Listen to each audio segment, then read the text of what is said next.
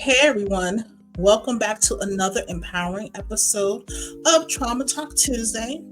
I'm Juanita Gaynor, your guide through candid conversations about healing and growth. If you're new here, consider subscribing and joining our community.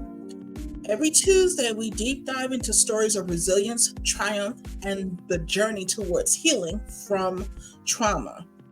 Now, we know these conversations can be tough, but they're crucial. And together, we create a safe space to share, learn, and support one another. So before we jump into today's discussion, make sure you hit that bell icon so you never miss an episode. And if you find value in what we're saying, give us a thumbs up. It helps the community grow.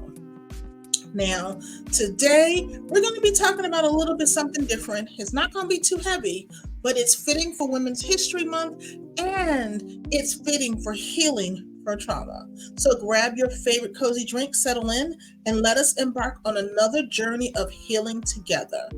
This is Trauma Talk Tuesday.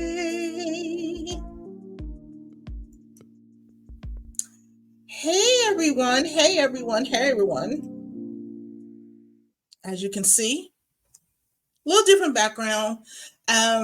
Getting some work to the office done, had some surgery done, so the arm is much better, so I can at least move it a little bit, still, healing and getting through some things.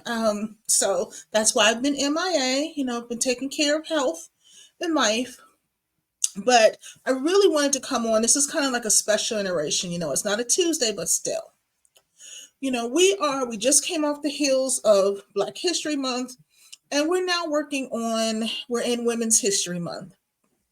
And when I think about those things as a African American woman and a woman, I have it both ways. And so one of the things that throughout my journey, I had to learn some key things that has to ride with me throughout. And when you grasp these and accept these notions, it makes the process of healing a lot easier. And so, for all intents and purposes, I want to preface this by saying I'm a God believer, Christian, as for I guess lack of better words to say it. And so I heavily believe in God. I study my word, I pray. So I want to preference that because I don't want to trigger anybody because that is not my goal. My goal is to help inspire and to uplift. And so today we're going to talk about forgiveness, reconciliation, and trust. Yeah, you heard me right. You have forgiveness, you have reconciliation, and you have trust. And so many times you hear the words, I'll forgive, but I won't forget, I don't have to forgive, blah, blah, blah. There's some nuances with that. So let's talk about forgiveness. If you're a Christian or your faith, stipulates that it's rooted in that, it stipulates that you forgive. And the way I see it is that forgiveness is the only thing that I'm mandated to do. Forgiveness allows me to release the burden of what someone has done to me. I want you to hear me. Forgiveness releases the burden, the weight, the stress of what that person has done to me. Because, see, if I still stay mad at you, that person is living their best life, and I'm the one carrying the weight of that. So forgiveness is for me, but it's also for me to be obedient and to be able to walk in faith and be obedient to God. So yes, I am mandated to forgive. But let me break down why forgiveness is the key to moving forward. Why it opens up additional doors that you wouldn't, imagine.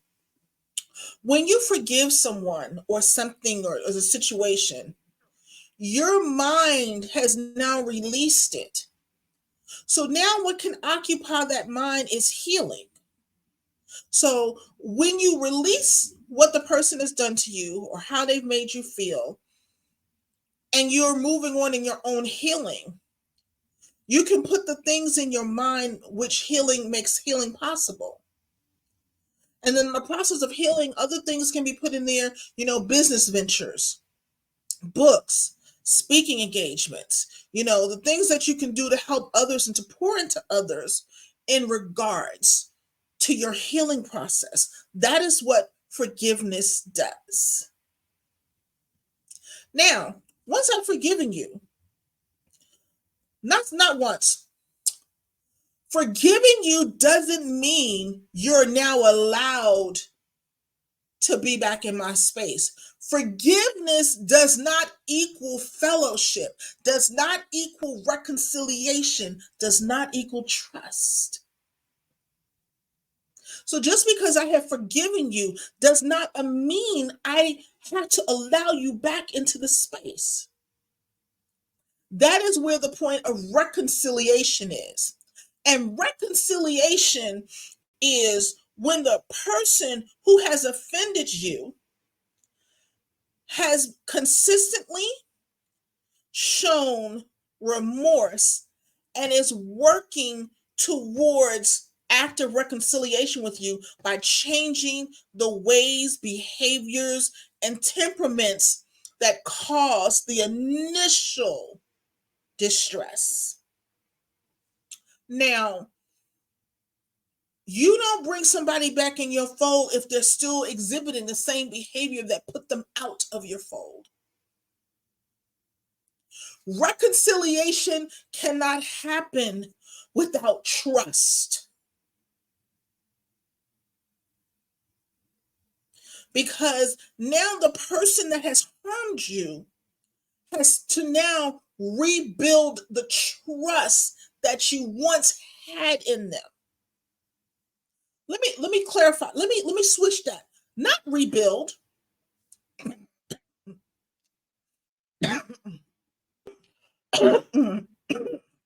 Excuse me. Something got in my throat. And it seems like I'm a preface this every time I go down this path, one of these little spells happen. So let me restart that. I don't mean rebuild trust, because once the trust has been broken, that trust is forever gone. You now have to renew trust. Oh, I should have did that. This is the hand I had surgery on, and I forgot, and I need to put it down and act like I know, because that won't be pretty.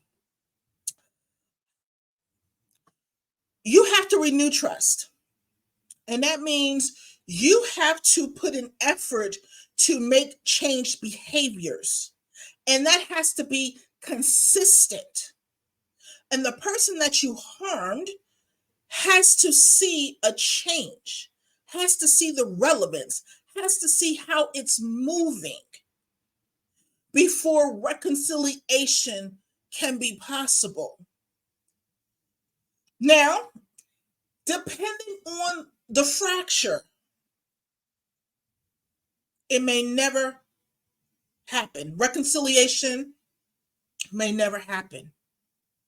And sometimes it is for the best, because some people will work to renew trust only to turn around and break it again. So don't feel bad if, yes, you've forgiven the person, you've moved on, but you're just like, I don't want them in my life. I don't want them in my space. I don't want them involved in the things that I have to do. Then so be it. Now, I've always said that for trust and reconciliation to happen, that is something that is out of my hands, and that is in the person's hands, and that is in God's hands. Outside of the person doing what they need to do and God moving the way he normally moves, then it's out of my hands. The only thing that I can control, the only thing that I know that I can work through diligently without any issues is forgiveness. And as someone who is an active healing, because even though I've healed from one area of the life of my life, that was the strength and the foundation for God to open up additional doors that I need healing from. Healing is a marathon. It is a slow, steady pace. You work through different levels of healing. Just like we have different levels of our personality, of how we've grown up, of ages, that's levels of healing. Because the healing that I needed at 5 allowed me to move forward to 9, but I still need healing at that level too. And it's all a layered approach. So when someone says, "Well, why can't we be friends again?" Or "You forgave me, why can't I be in your inner circle?" You can say confidently, without hurting anyone's feelings, without doing any of that.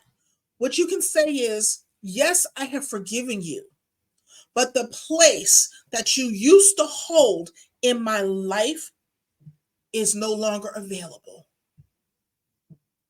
That option is closed. You have to start a new application."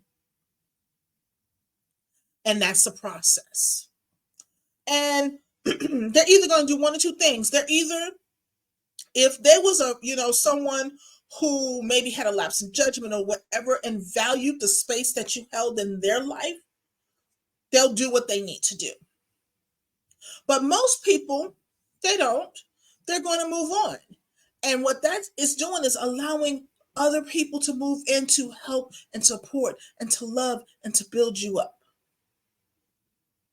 Remember, stop sprinting for relationships. This is what I like to say about a lot of things. I am the sausage factory. The good, bad, the indifferent, everything that happens, everything that comes in, it is me. Some people can only work with me or deal with me as the finished product. So they don't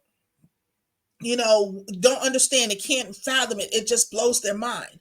Some people can understand the inner workings and the guts and all of that. They're there to help clean.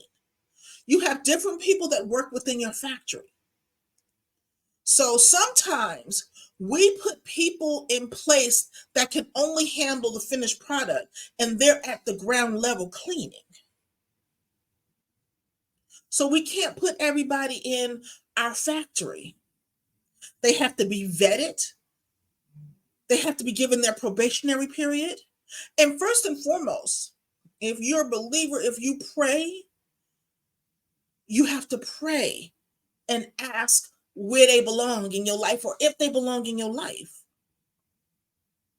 And look, we've all made those mistakes.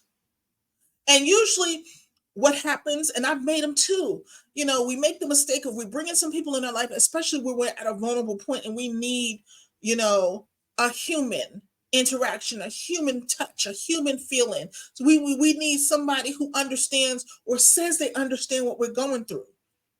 So sometimes a lot of the connections we have are made in trauma. And then once we come out of that trauma, we still hold on to those relationships because then we feel guilty because we're like, "Oh, well, they was with us when I was down." And that is not the way it works. So, as I said, forgiveness is mandated. Reconciliation and trust is optional. Forgive for yourself, if above no one else. Because once you forgive, it takes the stress and the strife and the torment from you and allows you to begin and live in your healing. Right? So thank you for joining us on this quick little talk. We will be back next week at our regular time and our regular location, doing all the favorite things you like us to do. So, again, thank you for joining us for this episode of Trauma Talk Tuesday. You know, if you resonated with today's discussion, again, give us a thumbs up and share it with someone, who might benefit. And if you haven't already done so, subscribe to our channel for more insightful conversations and for healing and growth. Click that subscribe button and don't forget to hit the notification bell so you never miss an episode.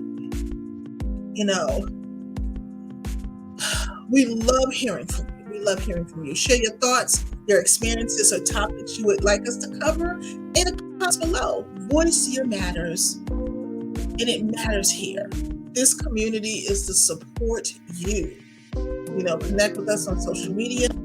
And again, thank you for being a part of Trauma Talk Tuesday. Remember, you're not alone in this journey. Until next time, take care of yourself and others. Be blessed.